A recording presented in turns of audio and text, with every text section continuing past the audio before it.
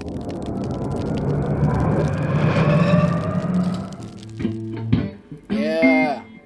Woo. Ooh. Third Degree, the Third Degree Net Podcast. The Third Degree Net Podcast. Third Degree, the Third Degree Net Podcast. Third Degree, the Third Degree Net Podcast. Well, hello, FC Dallas Curious fan. Welcome to episode 97 of Third Degree, the podcast. I'm Buzz Carrick. Thanks for joining me. I am solo again tonight because we have another interview, and there's no reason for us to be banning about too much, although there's a couple of news items I will drop right at the top. First, let me remind you that Third Degree, the podcast, is brought to you by Soccer 90, featuring the new powder blue FC Dallas Adidas kickoff tee. Third Degree, the podcast listeners receive 25% off site-wide. That includes the new FC Dallas t-shirt with promo Third Degree at soccer90.com. That's 3RDDEGREE at soccer90.com. A powder blue FC Dallas kickoff t-shirt. That's interesting. I will say one more thing in terms of news. That does remind me that I did ask the Soccer 90 guys about the new jerseys that are to come for all the MLS teams, and those will be dropping by various teams. We saw some drop already over the month of February. Unfortunately, the brand new 2021 Adidas jerseys won't be part of the discount, so it's site-wide other than that. So enjoy that code and get yourself a discount. Let me also remind you, if you like what we do, you can support us at patreon.com/Third Degree. All right, let's get into the FC Dallas news, and there's not a ton of it, but there is a little bit, Well, I should say there isn't a lot of it, because one of those things, the big, important, massive thing, is that Bryan Reynolds finally completed his transfer. But we've known that was coming, and we reported that a week ago, and I've talked about it to death. So that deal is finally done to Roma. It's going to come up again in this podcast, you'll see, and we'll have lots of details on that, and we'll probably talk about it again over the next couple of weeks because it is such a big move and a fascinating move. The other thing that's happening is that we reported Justin Shea is going on loan to Bayern Munich. That's a terrific piece of news. Not official, of course. So as with all these things, until it's official, it's not official. Remember that. But I have really good sources on that. And it's also been reported by like 15 other people. So I don't have any doubts that it's happening. But great move for that young man. He is still 17, so he is going over on a free loan. Bayern is not paying. Dallas will be still paying his salary. There is an option to buy in the deal, but he doesn't turn 18 until November. Now, remember, of course, Justin has a German passport, which makes a big difference in terms of his eligibility to play in the Bundesliga. Not that he'll be playing in the Bundesliga. He's just going to go join their 19 team to begin with. Which also brings up the idea that a couple other players that Dallas are banding about looking for loans, and that's Brandon Servania and Edwin Cerrillo, who are both at St. Pölten in Austria. I'm probably butchering that name, St. Pölten, but it seems pretty clear that Dallas is, looking, as I've been saying for quite some time now, the young players need to have some investment in them. They're not getting the minutes they need to get with FC Dallas. You need to get them minutes at a competitive level because you're trying to build them for the future, either to sell them or to build them for yourself for the future. You can't have them stagnating on the bench. So this looks like an opportunity for that. Maybe also there's a factor in here with a hypothetical lockout perhaps looming. They want to keep these kids playing. That could be part of it as well. And it won't surprise me to see the other guys that have gone on this bit. Thomas Roberts, Ricardo Pepi, Dante Celia. I've predicted both Pepi and Celia will go this year somewhere on a sale or a loan. Roberts has been trying to get his own situation straightened out for a while. So won't be shocked to see those three guys line up something too. I don't know anything about what they've got coming yet, but it will not shock me in the least if that happens.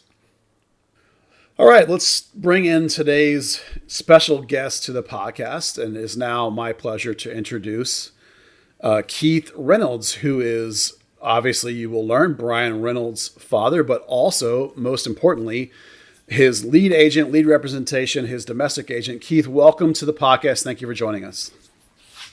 Hey, thank you, Buzz, man. It's good to be on.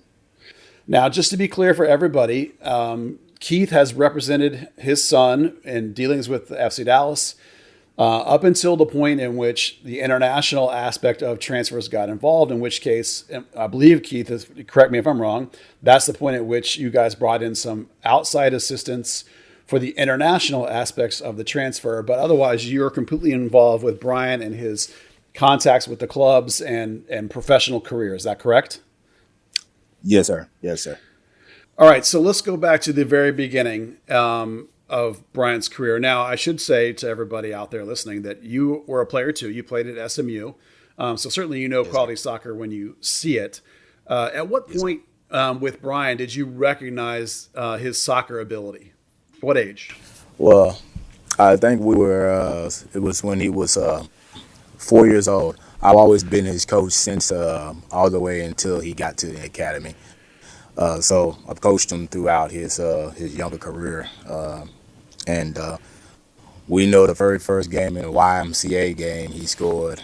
I think it was 6 or 7 goals, and you just kind of knew that there's going to be something. There's something about him that he could go far, but as a parent and coach, you just had to make sure that I wanted to make sure that for him to be the best soccer player, that he has to choose the sport and not me choose for him. And so we just kind of went along with that, and I was fortunate to coach him in the U8, U9 Recreation League, and then then in 2 years, 3 years going up to the academy, we prepared him and stuff. So he was just the team we were on. We weren't always the best team, but he was always my best player. And he played in my central midfield, or he did everything just like any young superstar kid. He played midfield where he can play offense and defense. So he's been familiar with many positions. So we just, he always wanted to get better. He always was outside kicking the soccer ball. He was just, he was just hungry to get better. So we really saw that in him, and it looked like it came to tuition. So. Yeah. So who approached you first about joining the FC Dallas Academy? How did that process come about? It was, I want to say it was Bazan. He had came from Andromeda, and he was an excellent coach. He coached one of the FC Dallas, I think it was their U14 team, and Brian just loved him. He did a couple training sessions with him, and Brian wanted to go to practice pretty much every day. And the people that around Dallas know who Bazan is. He's a heck of a coach. He's with Oscar's. He's one of Oscar's assistant coaches. He's an Oscar's assistant coach here and in Orlando, and he went to Tijuana with him. People in Dallas know that he's probably one of the better coaches around the world. He's very good. Brian loved him. He loved him, and so that's when we came a year before the academy started. Dallas Academy started. So, at what age was Brian when the subject of a homegrown contract was first broached? I think Brian was about 14. He had just been invited to the U.S. national team resident program, and a lot of Dallas was very cautious of letting him go, but the national team wanted him there. He was playing a year up, as people can see on that national team. They had Josh Sargent, Des, and that U17 national team was stacked with a lot of really good players, and he was playing forward. But Dallas, we had a long talk with them because they did not want Brian to go. They wanted Brian to stay. But it was a very hard opportunity to pass up with the likes of Christian Pulisic, Eddie Johnson, DeMarcus Beasley. You talking about you had some of the Donovan. Some of America's best players have come through the resident program. That's a huge program to have said that you've been a part of, and we felt like he couldn't pass it up, and so the club was gracious enough to let him go. But Dallas didn't want to let him go. They wanted to keep him, so that was always interesting. How that came up, but we have talked to Dallas a couple of times. We had a couple of meetings with them, just asking us about, Brian's interest in being a professional, and what did we think about it, him being a professional at a young age. And, and so we had a couple of meetings before they finally kind of came in, and it was Fernando. He called us in, and he's like, Keith, man, we're gonna go ahead and offer him the contract. And Bryan was at national team camp in California, and we were able to pass it on to him. And we decided as a family at that time that it was the best move for him, and he wanted to do it. And then we just kind of got behind him. I remember him being gone for most of that season when he was, signed as a professional, but was spending most of the time with the 17s. Now, he was one of the younger players in that team, as you mentioned, and he was playing wing mostly at that time. Did he have a positive experience at the U17 World Cup, even though he didn't necessarily start all the time? Yeah, it was. It was funny when he became professional. A lot of the players that was first teamers, like Andrew Carlton, I think Durkin at the time, Durkin was at DC, Carlton was at Atlanta United, and a lot of those players didn't have to stay because they're already going to make the World Cup team. Bryan was still fighting for a position. He was still fighting to try to make that roster, and he wanted to come home. He wanted to come home and be with Dallas, but he had to stay. Like, if you want to make the team, you got to stay. You got to stay because you just got there. And so he wanted to come home, just like the other professionals were allowed to go home and didn't have to stay on campus. So Bryan was disappointed, but he knew he had to stay in there to make the team, and looked like it paid off because he was able to make the qualifying team and the World Cup team. Yeah, that has to have been a really wonderful experience for him. So once he did return to Dallas, though, at that point he was still, a forward or a winger. Yes. But at some point, the decision was made to try him as a right back. Now, I believe it was Peter Lucine who made this first suggestion. So how did that go over with you guys? Was it Peter? And were you accepting of that idea initially? I think at first we were, as me, it was just like he was a winger, and to make that change at the professional level, for me, it was like it might have been too late. But at the same time, if they could coach him up, and Bryan is always known to play multiple positions, we wanted to make him a soccer player, not just a guy that said we were going to play one position and that's it, because that's how you don't get on the field. If you just put your eggs in one position, especially at the professional level, the more positions you can play, the more playing time you can find. Peter came and they put Bryan at defender because they were out of defenders. And there's a story Bryan was telling me, and with some of the coaching staff, is that his one-on-one defending there, he's stopping everybody. He was stopping everybody on the team, and they just like, this guy can defend. And then Peter, and then the staff decided, let's just try him at that position. Let's see if he can grow at that position. So. Well, obviously it has paid off. There's a funny story I remember hearing about him going to a US U18 team and actually being played as a center back, which was a bit of a different experiment. Right. I'm sure you remember that. Tab almost thought that Bryan could play center back because he had the size and he had the skills to distribute the ball out of the back, and he could get forward from that position.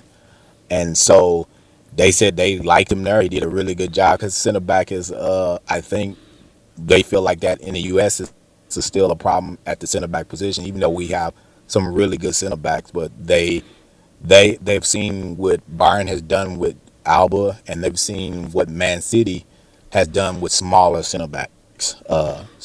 And your smaller center backs are the guys that are around 6'1" to 6'3". Your bigger center backs, or your Matt Hedges, 6'4". These center backs are very big guys, but they want them a little bit mobile, and they want them to be able to go forward more. And Bryan fit the bill for that. Yeah, Chris Richards' passing ability is what separates him in a lot of ways. Yes. Right. Yes, so, yes. And he has good size too. He's around 6'2", and that's what they're looking for as a center backs. Those perfect size between 6'1", 6'3". Yeah. All right. So he comes back to Dallas, and the right back conversion is sort of happening. But at that point, Reggie Cannon is getting the first choice. Yes. action, which is, he was there and is older, and that's understandable. So Right. a tough stretch for Bryan probably there when he's the second choice. Did he do you think, did he cope well with not getting a lot of playing time and sort of learning from Reggie there? I mean, Reggie's certainly a solid player. Well, he understood the dynamics that Reggie had waited for his opportunity, and and he understood that there was going to be probably a little wait time until Reggie was ready to leave. And but the biggest thing in that situation was Reggie was so helpful for Bryan. He always spoke about Bryan chance was going to come, and when it come, he was going to do great. Reggie was 100% behind Bryan, even though they're competing for the same position. Reggie was was a beacon to Bryan because he's always supported Bryan, telling Bryan, just wait, your time is going to come. And you couldn't even say what Reggie done for Bryan. It was big. It was big for Bryan's confidence that the guy that you competing with, that you're trying to take time from, is telling you eventually your time is going to come. So Reggie was a big help in Bryan's development. So come 2019 and Bryan starts to see some action. He's made some progression in his game, some understanding of the tactics. Over that last season of 2019, he got into 10 games at the MLS level. But I wanted to ask you about the North Texas play because at the beginning of the year, he also played in about 10 games for North Texas. And for me, Bryan made a really great jump when he was with North Texas. When he first went down there, he looked good. And by the end of that stretch, it almost looked stupid how good he was compared to that level. Right. Do you think like that play there at North Texas was a benefit? I think so. I think with all those young players, they, like you said, they had to look at being in North Texas as not a punishment, but a place to really just get your fitness and really hone your skills. And that you need games no matter what level it is. You need games. The minute you get games, and that's what I felt like North Texas did for him, is they gave him games. And once he kind of figured out, but I think Bryan never looked at it as a punishment. He just wanted to play. He's like, I just want to play. I don't care where I play. I just want to play. And his mentality, you could see that in that mentality, how he played at North Texas. He played like, hey, I haven't played in a long time. I just want to play. I don't care where I play. I just want to get on the field and play. Now, the 10 or so games that Bryan got with the first team mostly were at forward, strangely enough, at this time. There was a handful of games, however, that Bryan could have had when Reggie got called up and was missing that went to Brisson. So from my point of view, I complained quite vehemently that by that point we knew that Bryan was going to be Reggie's replacement and we knew that Reggie was going to be gone. And I was saying that Brisson getting those minutes is a big mistake. Do you agree with my assessment there? Yeah, I think from my point of view, because anytime any young player, especially in Europe, is about just getting them on the field, and that was pretty much anybody's complaint would be, is that when there's a chance for the player to get on the field, you want him on the field at any minutes, because obviously when Reggie comes back, there's not a lot of minutes, that's just the way it is, and Bryan understood that.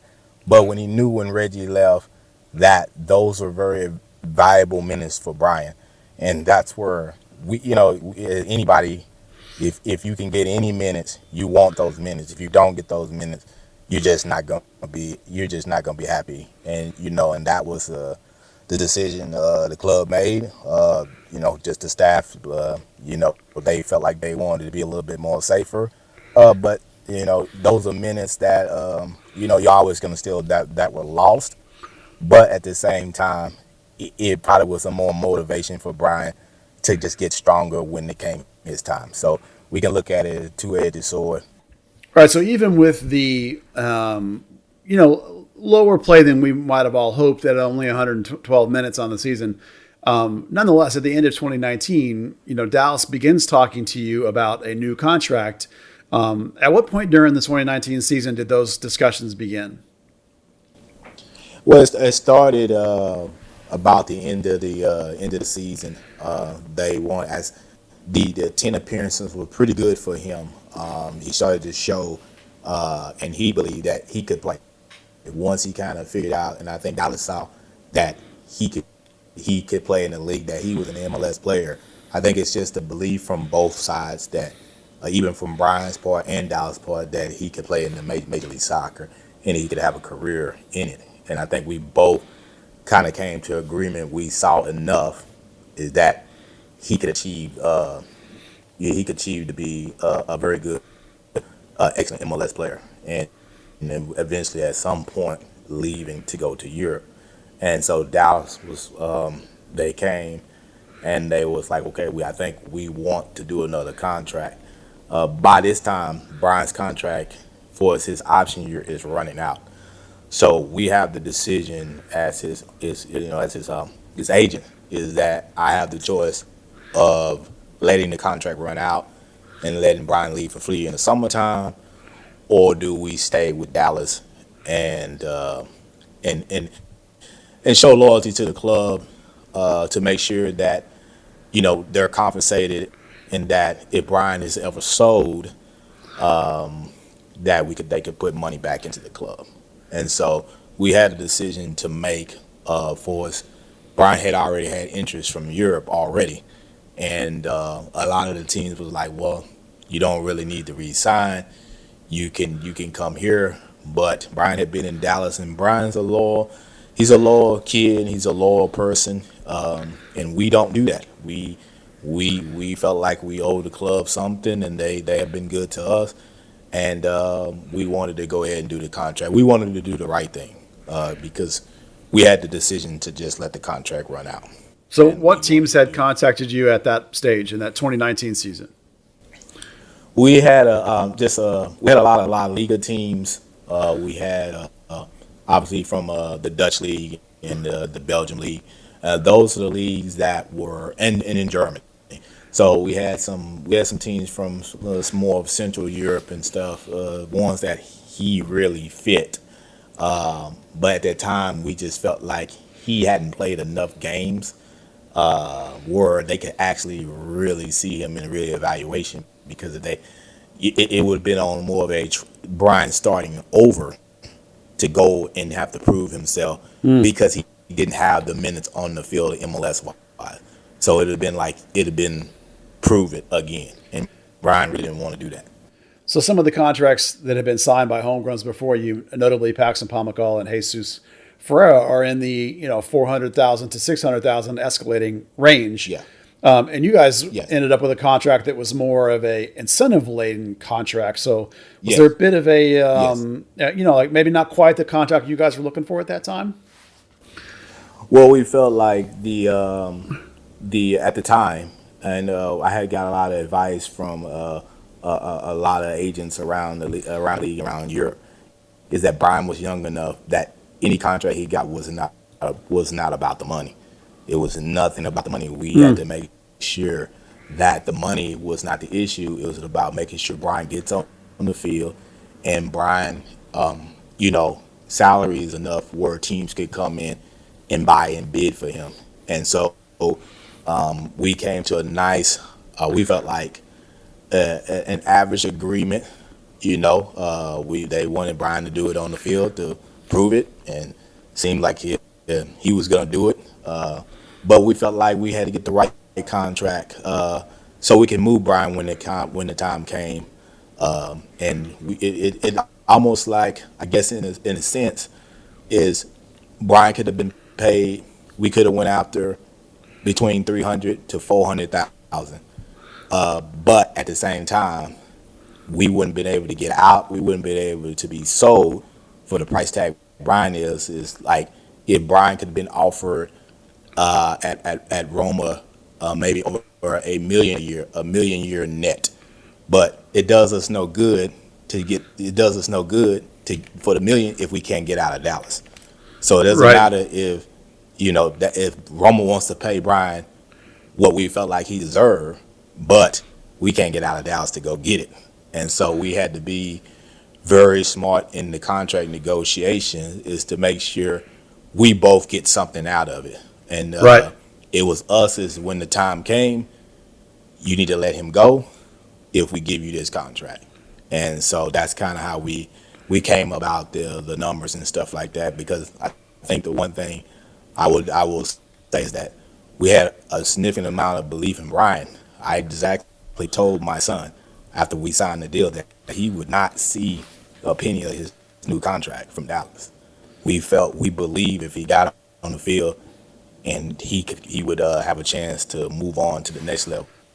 And we were Bryan made me look, for my part, I did the contract, he did the plan, and we were right.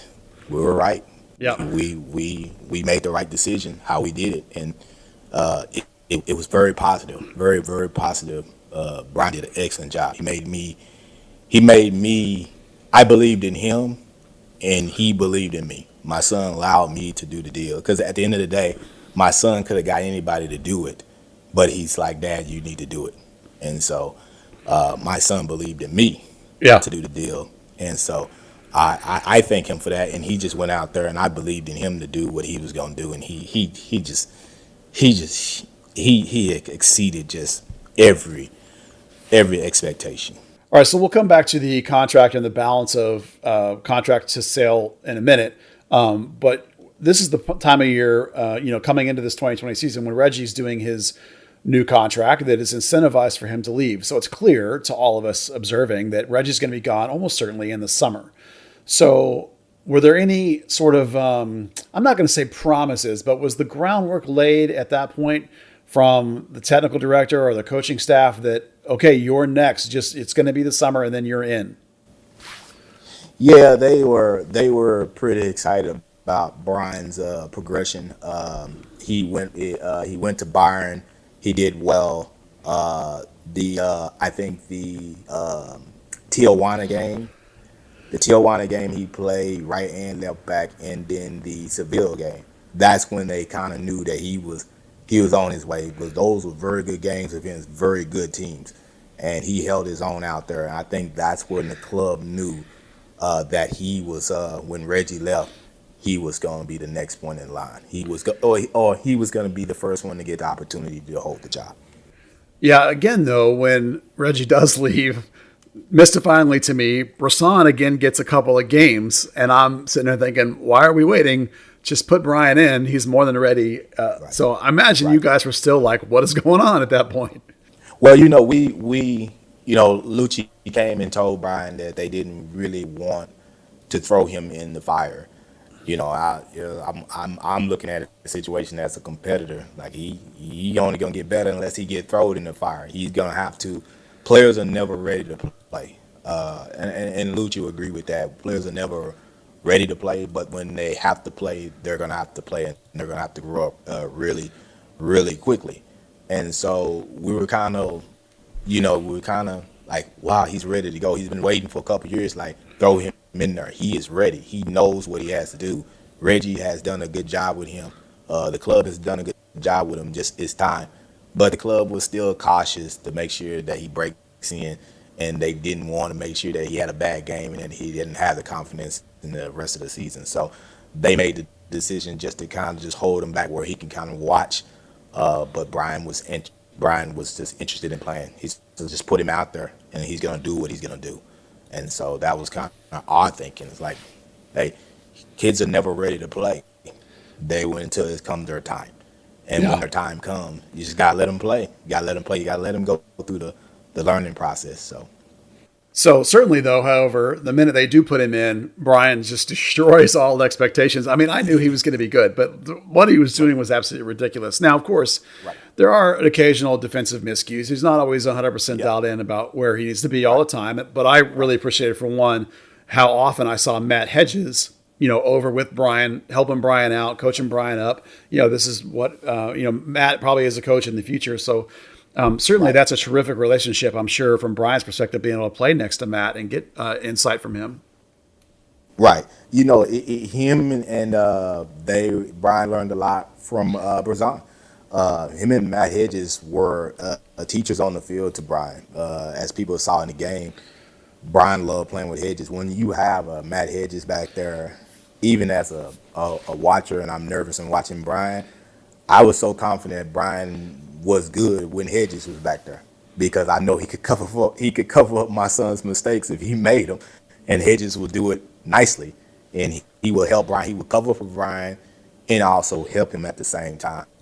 But Brian loved him because Hedges was just, people don't understand, the man in Dallas is Hedges. Hedges is Dallas. That's Hedges and Ryan Hollingshead is Dallas. If people want to know what Brian thinks, is Hedges and Hollins to Ryan, they are Dallas. That's Dallas. If anybody want to know what Dallas is, those two guys are Dallas. So how quickly after Brian begins to play do you start fielding these phone calls of, please come to our team this winter? Well, we started after the first two games he got in. We started fielding some calls from Belgium. We started fielding some calls from La Liga, some teams that have been watching Brian, and we had a couple from Germany and stuff. As they started to want to see more, could he be consistent? He had a good start the first two games. They wanted to see if he could sustain it, and so over, I think maybe the fifth or sixth game, then you kind of seen what type of player he was going to be, because he was he was even keel. He didn't have bad games. He was just getting better every game, and that's when teams started to believe in him. The European side, they have seen enough. After 5 or 6 games, they saw he was consistent, but he was getting better, and that's what they want you in Europe. They want to see the progression of you not only playing games but getting better every game, and Brian was getting better every game, more confidence every time he stepped out on the field. Now, you and I discussed these things as they went along, and all the teams that were coming in. The list of names is absolutely ridiculous. Who was the first team that came in with a legitimate, concrete, here's an offer on the table? It was really Club Brugge. Club Brugge came in. They just loved Brian. They loved everything about Brian. They in their motto, they saw Brian being sold quickly, and they stayed in it throughout, which we thought that they might not stay in it, but they stayed through the whole competition. They stayed in it, and they threw everything that they had to get Brian. But Club Brugge came in. They were in love with Brian. They loved him. That kid could not do anything wrong, but they were very honest about what he needed to work on, and Brian took it.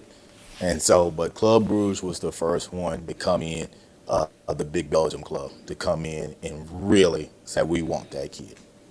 All right, so before we get to the big two names, the Juve and the Roma that became a big part of the situation, was there anybody that came in over the next couple months that really opened your eyes, or was a shock, or made you think, oh my goodness, what is going on? Were there some names that really threw you for a loop in there?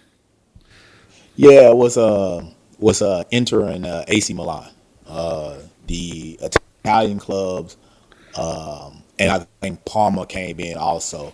The Italian clubs. Seemed like there was a lot of Italian clubs. Like we felt like there was going to be more German clubs, but it was more Italian clubs. The German clubs were, I would say right now, they do not like to buy unless they sell.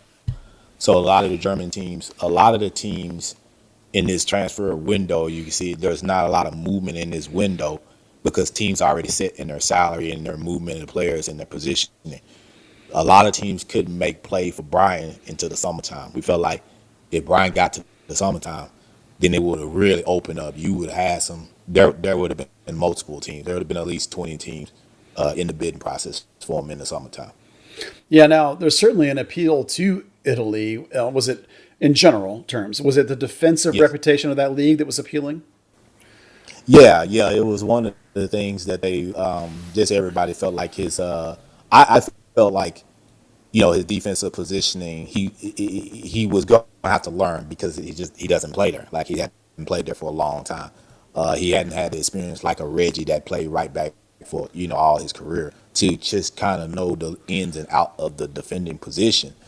And so when these guys are being converted, it kind of hurts them going forward because they have been the coaching staff is plugging in them on their defensive responsibility. And so the player himself, Bryan, has to make the decision when to go and when to stay, and when do I need to be defensively, when do I need to move. And so that was his adjustment, because now that kind of takes away from his attacking because he has defensive responsibilities. Now, as we get into the working with these European teams, you guys chose to hire or partner or something with, I believe it's Reggie Cannon's agent, in order to, Yes. because of the requirements you needed to do a deal with a European club. Could you just explain that a Yes. little bit? We looked at Reggie agent because he had a plateau of right backs. He had Reggie and he had DeAndre Yedlin. And so we decided that's where we needed to go for the help, because he knew the right back market. He knew the teams that were recruiting Reggie. He knew the teams because Yedlin wasn't getting too much playing time in Newcastle. And so he knew some of the situations that clubs had at right back. And so it was a perfect fit for us for what we needed. Another person that was familiar with the right back position and also of the sales of two pretty good right backs in DeAndre Yedlin and Reggie Cannon. So at some point in this process, Juventus comes in pretty hard, and Juventus is a club that talks to the player first and then goes and talks to the team. Right. Whereas I believe it was Club Brugge you had told me had talked to Dallas first and then it approached you. So right. Can you talk about when Juventus first approached you and even to the point where you guys had basically agreed to personal terms with Juventus? Well, Dallas was the actual team that took Andre, I think, was at a conference with all the clubs together. It's a conference that the directors get to talk to each other in some type of forum and stuff. And Andre was in contact with Juventus. I think at first Juventus was interested, but they didn't know. They needed to see more. I think with any big club, they wanted to see if it was going to be more teams interested in Bryan in that concept. That's just kind of how big teams kind of work. It's like, well, let's see if any other team want you, and then we'll decide if that's good enough for us to pursue you. And so Andre kind of came back and just kind of told us, he's like, Juventus is interested. They're interested. Because Andre had been talking to Juventus some weeks before their interest came in. So Andre was really presenting Bryan to them, and they really got to look at Bryan and look at more tape of Bryan. And their technical director went to we would say I think it was Pilo, and Pilo was happy and said let's try to go get the kid, and that's where Juventus kind of jumped in, and they were great. They were great. So there was a good stretch of a month, maybe a month and a half, where Roma had originally been involved, but because they were changing technical directors, they really couldn't quite come in at the level Juve was. Is that correct? Right. Yeah, they had their technical director wasn't coming into January, but he was aware of the situation, and because that was our concern is that Roma wanted Bryan, but did the new director, did he see the same thing that the club wanted? And so that was kind of where I think it kind of went. We all just kind of went kind of cold as they were making a transition. We didn't really talk.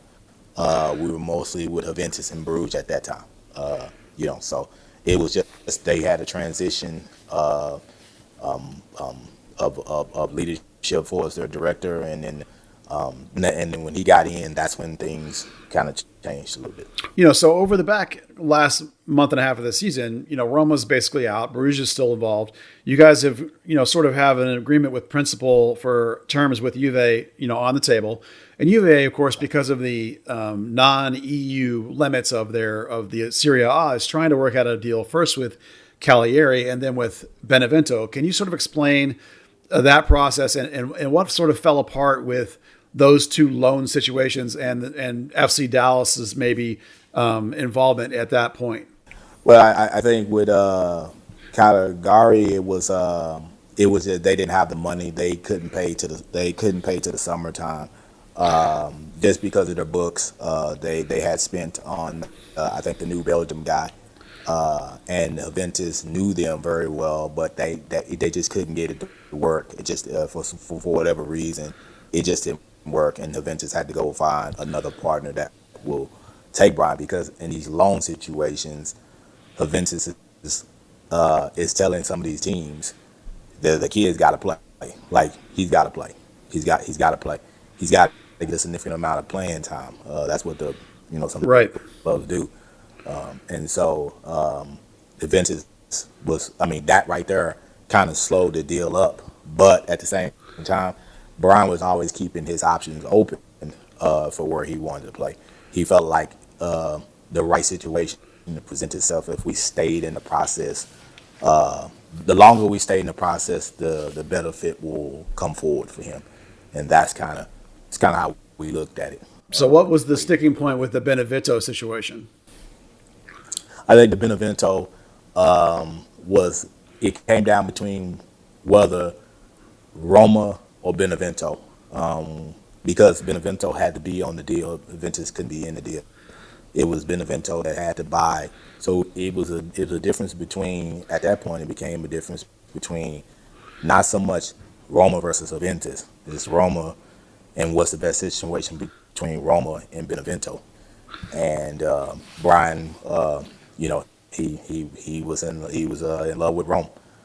Once Rome kind of came in, their offer improved, and that was his sticking point. So after January 1st, basically, the new technical director is involved, and Yes. they come in and they bring their numbers, let's just say, to the same ballpark as Yes. what you guys were looking for. And that's when Roma became a legit player then. Yes, For- yes. I think he always liked Roma. If the numbers were right, I think if the personal terms were right, we probably would have been done a couple months ago.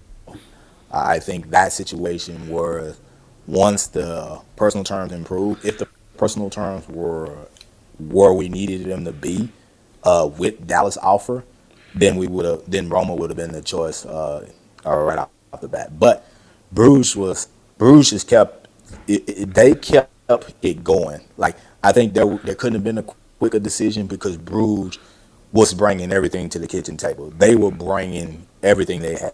They were investing more money than a Belgium team would invest in a player. They really, and I think people want to understand why this went a long time. It was because of Bruges. Bruges was just, they love Bryan, and they showed Bryan so much love that you had to honor what they were doing. You had to keep them in play, and because they were in love with Bryan. And so that's why, I guess that's the question people ask, why it took so long. I would just say it was Bruges. They're wonderful. Okay, so let's go back a little bit to the idea that because Bryan had this lower contract and a little bit of an incentive-laden contract, that sort of dictated kind of where the price points are, because sometimes there's an impact in what a team's going to offer to buy a player, and or what the player's going to get paid at the new location based on what they're paid at the former team. So can you talk about that a little bit? Well, yeah, it was based on the contract that Dallas, because Dallas put, they wanted Bryan to prove it, and we're okay with that. Like, if we believe in the player, Dallas is like, well, if he does what we all expect him to do, he'll reach those agreement, and then we felt like Bryan could reach those incentives and stuff. So it was more of a, you need to continue to show the club that he could be a really good player, and so they put it on Bryan, and as people have seen, Bryan strives in any situation. You put him, he has to prove it. He doesn't care. He just wants to play. And when you want to play and the game is fun for you, it's no problem. It was no problem. From the agent point of view, you kind of, hey, my son has been there, or my player's been there for a while. But at the same time, we're willing to, competition, and we're willing to prove, if we have to prove ourselves every day, Bryan is willing to do it. He doesn't care. He will prove himself every single time. So that was kind of our situation for us, the contract, and knew if Bryan was able to get to Europe, that's where he can recoup his money. And then Dallas believed the same thing. It's like, if you good enough, you go to Europe, you're gonna get your money. And so look like that's what happens. Now, Dallas loves to have a sell-on percentage with the teams, and when they move these players on, and the Roma reporting says that there is a sell-on percentage. I'm Right. curious when that sort of concept came up in y'all's negotiations. Do you have an agreement for a contract, and is there an agreement for a sale in place? And then Dallas at the last second says, "Okay, now give us this percentage back, and we'll give you this amount of money back," or does the idea of a sell-on percentage come into the negotiations from the very beginning? It comes at the beginning. It's automatic if it's a team that has a reputation of selling, and where is that team at? I think Dallas maybe looked at Juventus. Can you sell if he went to Juventus or Benevento and then went to Juventus? Is there another selling spot? Only for Juventus, if he does well, there's only a certain amount of teams that can afford him coming out of Juventus. You're looking at the major clubs like Barca, Real Madrid, PSG, Man City, and some of the English clubs, Chelsea. The market is small. As the coming out of Roma, the market is more bigger coming from there to sell him. It's still going to be so. He'll probably still be if he continues to develop, and if he chooses to stay in Rome, because that's a possibility. That the project they're doing at Roma is pretty good. We got to talk to the director. They got a nice project. They're trying to get a new stadium built. I think a lot of people don't know about that. They're going to build a new stadium, and they got great ownership.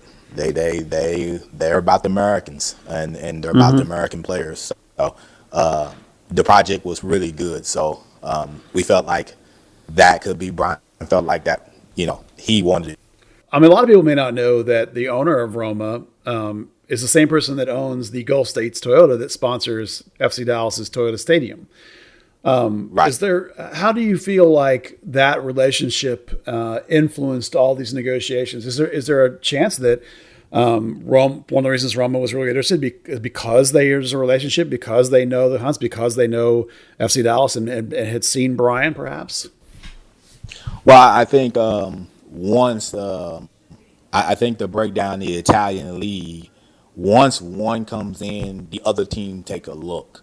Once Juventus, I think Juventus just kind of broke everyone. Once Juventus was interested, and then you have every Italian team looking at Bryan. Everyone is studying Bryan. Is that once that big team comes, the rest of everybody kind of follows. And I think Roma really took a look at Bryan. They really took a look because Juventus, when a big club like Juventus wants you in Marseille, then you have to, all the clubs, the Italian league started really looking at what Pirlo was doing with Weston. And now all the Italian teams are looking for a certain player from the Americans. And Bryan was that next guy. He just happened to be next in line. His play and then what Weston was doing, every Italian team looked. Every Italian team is looking to change in some way in the Italian league. So that was a big point for Bryan. So just a little over a week ago is when the whole thing finally comes to fruition and it all gets locked down. Was there a final thing that brought this deal over the finish line, a final hurdle that was the last point that made it all happen? It was Thiago, the new Roma director. He's from Portugal. He's good as you get. Him and Andre are the Andre's. I think people with Dallas. Andre is very good. Andre is going to do great things at Dallas. He's just very good at making these things happen. But Roma's new director, Thiago, he's fantastic. He talked to Bryan. He talked to our agent group, and we're in love with him. Like that's where we just felt like. And Bryan, he talked to Bryan. Bryan was in love, and we were in love. His vision of what Roma was going to be and what they were going to do. We knew then that Roma was the place. This is where Bryan wanted to be.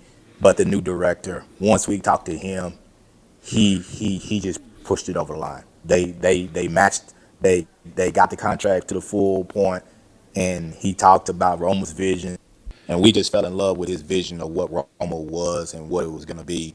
And they have a good plan for that club. That club will probably be in the top 2 or 3 in the Italian league within the next couple of years. They have a vision, they have a plan, and then we believed it. We believed it, and he's as good as he get. But Andre, people in Dallas need to know that Andre is very good. He is going to, as you saw the moves that Andre's made, he's very good what he does, and so that is something to look forward for Dallas. Is that Andre is he's one of the best. He's one of the best. So you said something about Roma having a vision, and of course nothing is guaranteed, but is there sort of a timeline laid out for what they believe Bryan's progression will be with them in terms of where he is in the team and the roster and such things? He will go to the first team and he will compete immediately as soon as he's ready, fitness wise. He's going to compete. They have every plan on playing him as soon as possible, and he's ready. It'll be in spot duties, and as they see as he trains and starts to get used to the Italian league, you'll start to see his minute grow. But it just will always depend on Bryan. But he's going to have every opportunity. The money they pay for him, he's going to have every opportunity to get minutes. That is just in Europe. That's how they do it. If they pay a good deal of money for you, they want you to succeed. Yeah. Now, we care about numbers a lot over here at this podcast. So was the 19 assigned to him? Did they give him some numbers to pick from? I mean, for us, the Bryan Reynolds BR19, right? Bobby Ryan 19. What a karmic number choice that is. But right. Did he get to pick that, or did they just assign him that? I think they assigned it to him. He had a choice of numbers, and in any situation, Bryan played with a number 176. He don't care. He just give him a number. And if it means that's going to help him get on the field, he'll play with any number, 00, 000. Bryan doesn't care. He just wants to play. He's numbers. He don't care. If he had a tape number on his back, he just play. If that means he can get on the field and play, he'll take it. He'll take it.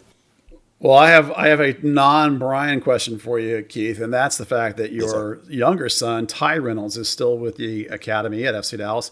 Give us a quick update on where he is in terms of, I believe there's a Georgetown commitment, verbally perhaps, or what else going on with him in the club? Well, and like his brother, he wants to, obviously, any young player wants to turn pro, and he wants to go, but he wants to be a professional.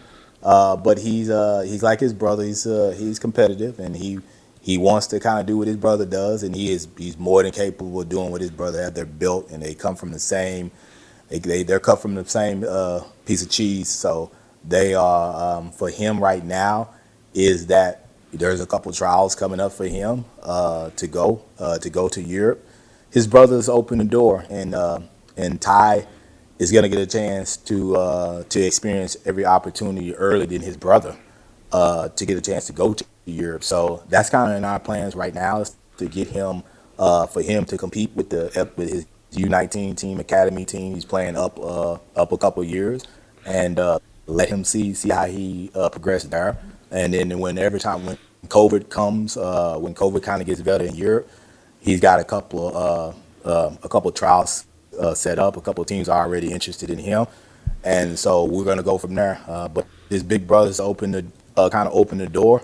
They both were converted, from different positions to wing backs. And when Dallas kind of converts you to that position, that means that they see something long term. And so that's kind of where we are with him. Is that he's been converted, but he's had a little bit more time to adjust to the position than what Bryan is. He's done early. So he's progressing well. He's progressing well. So we're very happy with him and his future that he's going to come with either with Dallas or we'll go to Europe.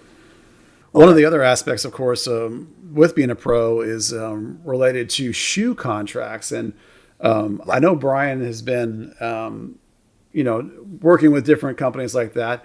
How important is a shoe contract for a young player? And can you tell me anything about Bryan's situation with that? When you're making a big move to Roma, obviously your profile changes. Does that affect that kind of negotiation? Yeah, it's they have with the shoe company companies have like tier one, tier two, tier three clubs. Your tier one clubs are your big hitters, Barca, Man City, Chelsea. Those are the ones. The PSG. Those are the big hitters. Then you have your what you would call your tier two, which was Juventus, Roma, some of the other clubs. So that it's always projected money wise. Some clubs how they evaluate clubs. Nike might evaluate Juventus as a tier two club. Puma might evaluate Juventus as a tier one club. So it always depends on what tiers the clubs fall in the different shoe companies. And so what we've done with Bryan has been with Nike. His Nike deal ran out, but they want to extend. But since we were on a 1 year deal, we didn't do a 3 year deal. We did 1 year. We kind of bet on ourselves again with Bryan on his shoe deal, and now we kind of have we have an option. He has an option to go with any shoe company that he wants to go to, and it's going to turn into a little. He'll be involved in another bidding war, and so we were able to do with Nike last year to do a 1 year deal instead of they wanted 3, and Nike was gracious enough to let us do a 1 year deal and just kind of let it be a year, prove it. And Bryan has done a lot of proving that he's more than capable of being a very good player and a very good person to represent any shoe company. So he has done another good job of controlling his own future. And we, in our decision making with the Dallas contract and with the shoe, we're lucky enough to be right. And that was we got a lot of experience from the man upstairs to give us that experience and wisdom, and so we were correct. But Bryan made it happen. This doesn't happen unless Bryan goes out there and does his job. It's all the credit to Bryan. All the credit to Bryan. Yeah, there's a level of hype happening here because I know, for example, that the Soccer 90 store basically sold out of Roma jerseys in the last week. They were as of the time we were recording this, they only have 2 left, so they've had to order some more. So believe me when I say that people are really interested in this, and I imagine y'all are going to sell a few jerseys here in Dallas. Yeah, I think with the Roma's sales are doing pretty good with his jerseys. The sales from the United States are they're selling, and we can only thank all the fans out there, Dallas. I mean, Bryan wanted to make sure everybody knew that even though he had his his goodbye letter, that he really loved the Dallas fan. They were very nice to him. They watched him grow up. They watched him. This achievement is just not for our family, and for my late dad, but for all the fans of FC Dallas that supported Bryan. And also we never forget that Third Degree was a big supporter of Bryan, and he also thanked you Buzz and Third Degree for the support of his career in Dallas. Well, all I did was cover the young man. He's been absolutely amazing and done all the work. And for people that are interested, if you have a Roma jersey and want to get Bryan's name and number on it, the Soccer 90 guys tell me that they have requested the official number plates. So at some point in the future, cross your fingers, they should have those if you want to get your Roma jersey that you may already own with Bryan's name on it. So that's pretty exciting. I do want to thank you, Keith, because I have to admit that this process has been absolutely fascinating, and you've been kind enough to share a lot of it with me along the way, and I've learned so much.